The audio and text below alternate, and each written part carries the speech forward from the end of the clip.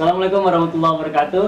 Teman-teman semua, halo YouTube, balik lagi di Jundio Channel. Hari ini kita di momen yang spesial. Kita kedatangan tamu yang spesial di Jundio Podcast. Kita kedatangan seorang Hafiz, guru Ana juga, guru kita di Majelis Ahfad juga, Ustadz Muhammad Taqiyuddin.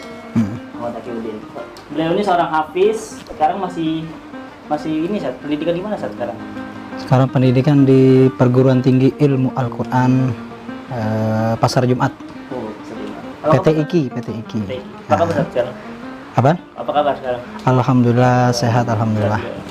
Pandemi gini nggak berpengaruh ya? Ya alhamdulillah selama ini nggak berpengaruh, walaupun banyak orang yang terpengaruh, tapi alhamdulillah nggak berpengaruh. Alhamdulillah. Masyarakat sekitar ada yang kena apa gimana Ustaz? Masyarakat sekitar ada waktu itu, cuman alhamdulillah sudah dikarantina, kemudian sudah negatif sekarang. Alhamdulillah. Jadi aman ya? Alhamdulillah aman. Alhamdulillah aman. Keluarga juga sehat. Keluarga sehat, alhamdulillah.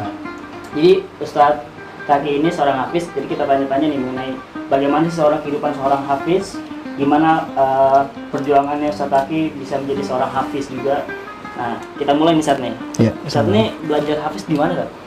Saya dulu belajarnya di Pondok Pesantren Madrasatul Quran Tebuireng Jombang. Tebuireng Jombang. Iya. Itu masuk sana karena atas kemauan atau orang tua nyuruh masuk sana? Awal mula ini sebenarnya lucu juga sih. Awal mulanya saya ingin ke pesantren itu sebenarnya dulu iri sebenarnya. Iri kepada abang saya. Jadi abang saya itu ketika pulang seperti raja. Jadi abang saya kan pesantren, ya kan? Nah dia pulang udah seperti raja, nggak disuruh-suruh, gitu. Mau makan apa disiapin.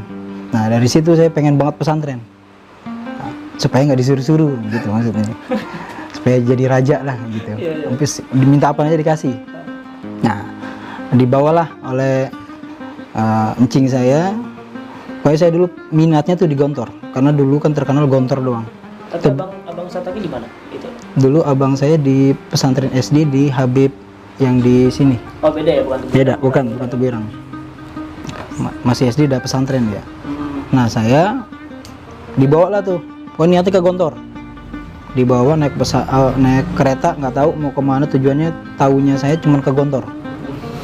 Tiba-tiba sampai Jawa Timur di Bojonegoro. Saya ingat banget turun di Bojonegoro. Kemudian dari situ ke Jombang.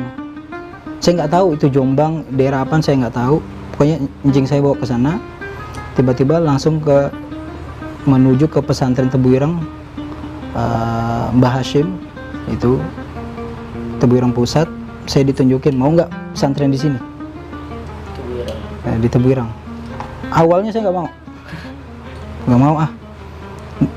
Kebetulan pesantren Madrasatul Quran itu berhadapan dengan pesantren Tebuireng. Itu masih cabang Tebuireng, tapi bagian Al-Qur'annya. Saya diliatin ke pesantren itu Madrasatul Quran, atau terkenalnya dengan Hufaz, pesantren Hufaz. Kemudian ketika ditanya mau nggak pesantren di sini, tiba-tiba saya langsung bilang mau. Padahal untuk dari segi fasilitasnya pada waktu itu lebih jauh fasilitas di Tebuireng, tapi entah kenapa hati saya kok langsung serak mau. Jadi waktu itu belum ada alasan yang pasti kenapa bilang mau ya? Iya, pokoknya bilang mau aja gitu. Nggak tahu itu pesantren kitab kah, pesantren bahasa, saya nggak tahu. Yang penting pesantren, tiba-tiba serak saya di situ. Itu umur berapa saat? Lulus SD sekitar umur berapa ya? Lulus SD kelas 6 SD. Langsung dibawa ke sana. Berapa lama saat belajar di sana? Kalau belajarnya di sana kurang lebih 7 tahun deh. 7 tahun saya masuk itu sekolah persiapan dulu masih ada sekolah persiapan, dan di persiapan itu sekolahnya cuman agama doang, nggak ada umum. Jadi kitab dari sorob, nahu, terus akidah, akhlak, semuanya belajar di sekolah persiapan itu. Ya alhamdulillah di sekolah persiapan setahun saya mengenal banyak itu. Kemudian saya belajar Al-Quran juga di persiapan itu. Awal mulanya juga nggak bisa baca Al-Quran. Saya pas dites di sana sambil nangis karena nggak bisa baca. Awal-awal masuk. Awal-awal masuk, saya cuma bisa baca Yasin, ya, karena di sekolah SD saya dulu di MIA Al-Falah itu wajib hafalan Yasin dan Al-Muluk. Saya bisa cuman itu, selain itu nggak bisa gitu. Akhirnya saya dites, nangis nggak bisa baca, itu hurufnya kok bulat-bulat begitu. Nah dari situlah saya bertekad, saya harus bisa baca gitu. Waktu itu posisinya nggak ada teman barengan ya? Kalau teman barengannya abang saya sebenarnya ngikut juga, nemenin. Abang saya nemenin, dia ngikut pesantren, dia dari Al Inayah Parung pindah ke Tebuireng untuk nemenin saya di sana. Nah, jadi di sana ada abang saya di sana yang nemenin, sama-sama santri baru lah istilahnya begitu. Kalau abang saya aliyah, saya sanawiyah. Selama 7 tahun ada nggak cerita yang paling diingat selama belajar menjadi seorang hafiz? Oh banyak sekali sebenarnya, kalau dihitung-hitung banyak sekali. Dari pertama kali saya masuk, gimana ujian dan cobaan saya tuh. Jadi pertama kali masuk saya langsung ditinggal.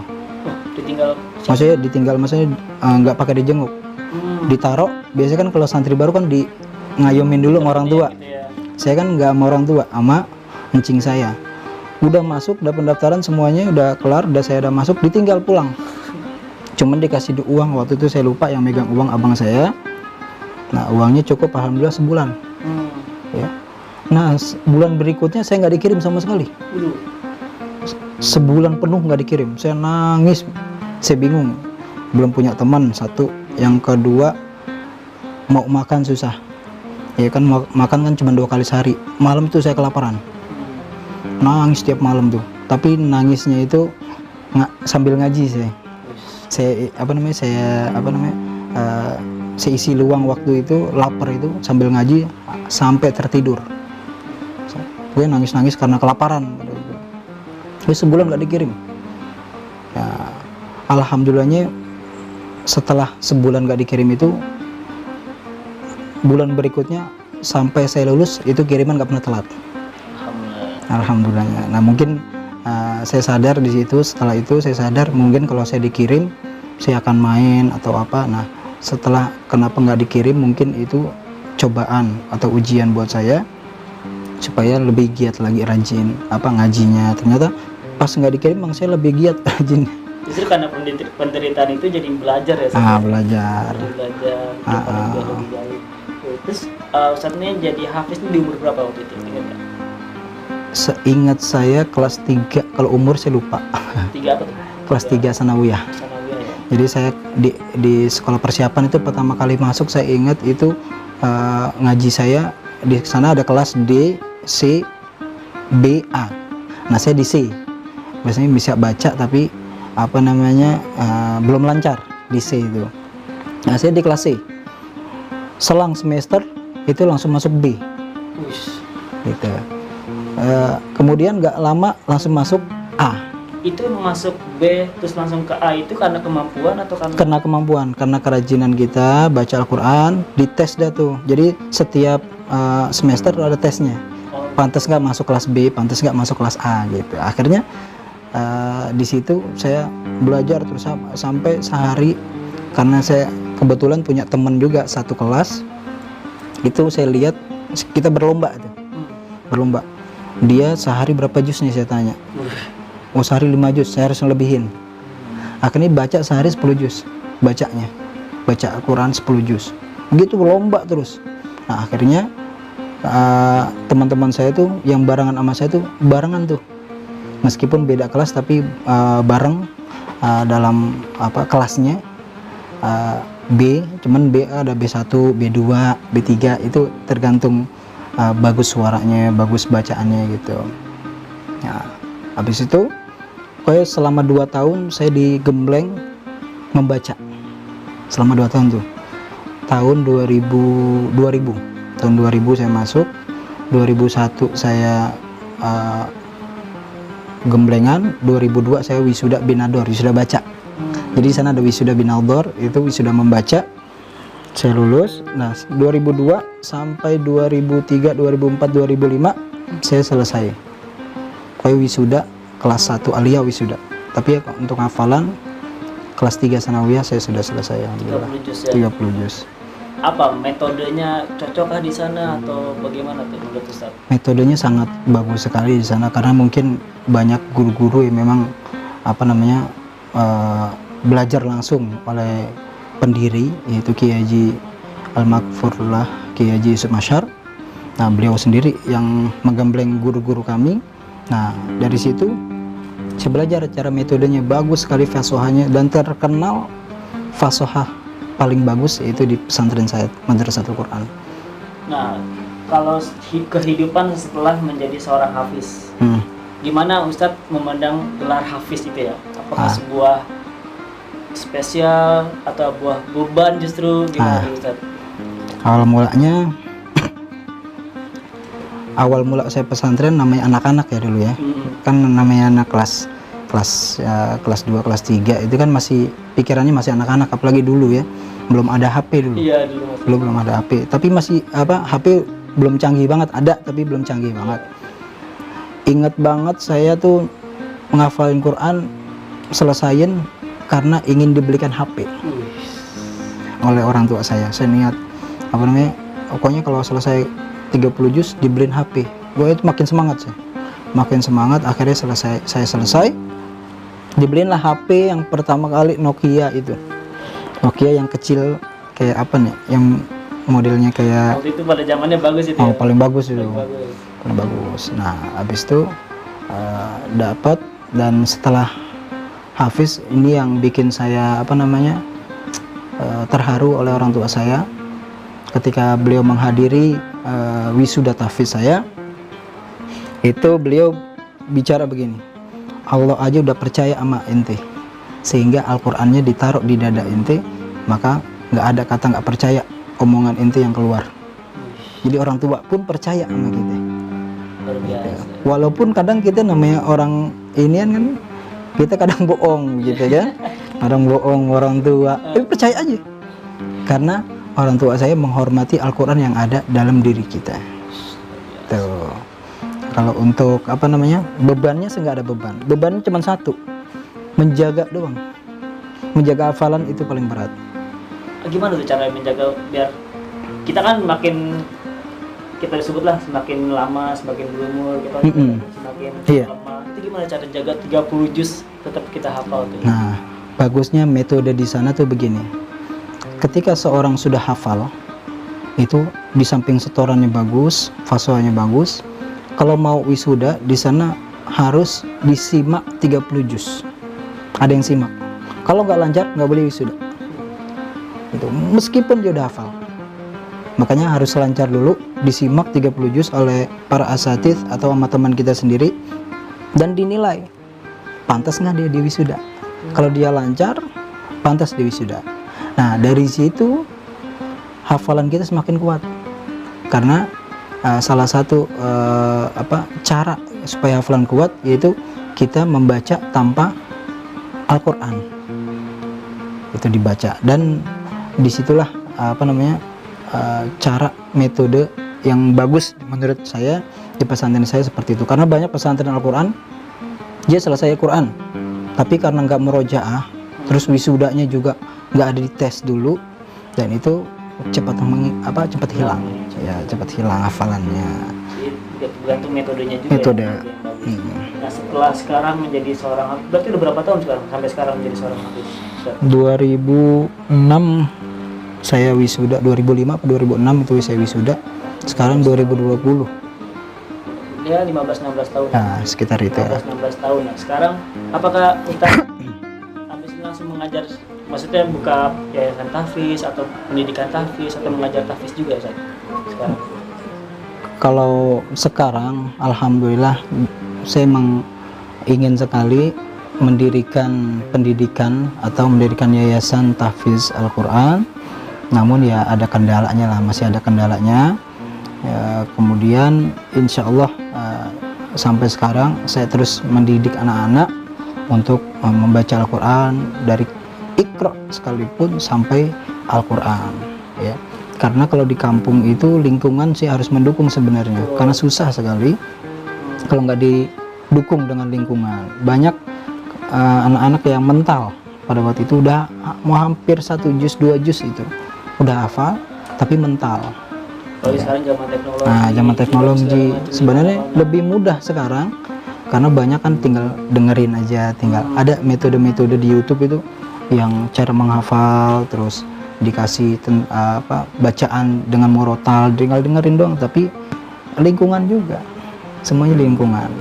Makanya menghafal Al-Quran itu salah satu itunya adalah lingkungan, harus Al-Quran juga. Lingkungan juga harus mendukung. Lingkungan harus mendukung. Tapi kalau menurut Ustadz nih, urgensi atau kepentingan milenials nih khususnya teman-teman yang masih muda untuk penting loh ini menjadi seorang hafiz, penting loh kita untuk belajar Al-Quran itu kenapa Ustaz? Ya. Terutama kan di zaman sekarang yang udah semakin canggih.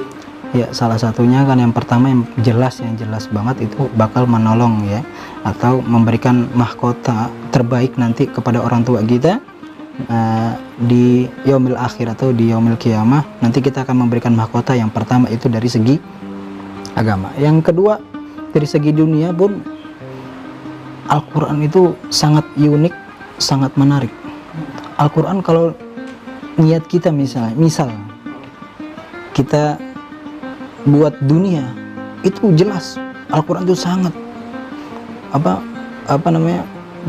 bisa membuat orang, kalau kita nyari dunia itu bisa membuat kita mendapatkan dunia tersebut ya. Makanya orang-orang milenial sekarang jangan takut orang hafid Quran nggak ada kerjaannya, nggak ada apa kan. Orang kan begitu karena belajar agama nggak ada kerjaan. Oh, justru belajar agama itu kerjaannya paling berat ya? Bukan, paling gampang Gitu. nggak ada pensiunan nih. Satu, yang kedua nggak bakal nganggur, dijamin nggak bakal nganggur. Minimal kerjanya marbot. Iya kan? Itu orang ini agama paling kecil tuh marbot.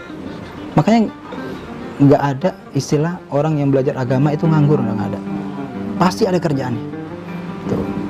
Cuman ya gajinya memang ya gitulah. Kalau gajinya kan kita karena itu dunia milik Allah kan pasti yang gaji Allah aja dah, kita yakin itu aja. Nah, kalau orang Al-Quran itu saya yakinnya begini. Guru saya pernah mengatakan laisal faqru ma'al Quran. Tidak ada kefakiran ketika kita bersama Al-Quran. Tegur saya.